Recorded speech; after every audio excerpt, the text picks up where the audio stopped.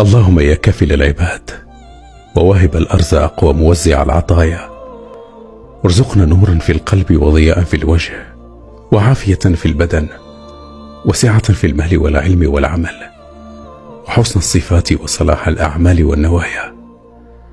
اللهم سترك وعفوك، اللهم سترك وعفوك، اللهم سترك وعفوك وودك وحبك وقربك ورضاك ولذة النظر إلى وجهك الكريم. اللهم إنا نسألك من خير ما سألك منه عبدك ورسولك سيدنا محمد صلى الله عليه وسلم، ونستعينك من شر ما استعاذ منه عبدك ورسولك محمد صلى الله عليه وسلم. اللهم اجعل هذه الأيام المباركة ماحية للذنوب ومفرجة للكروب، اللهم اجعلها جابرة للقلوب.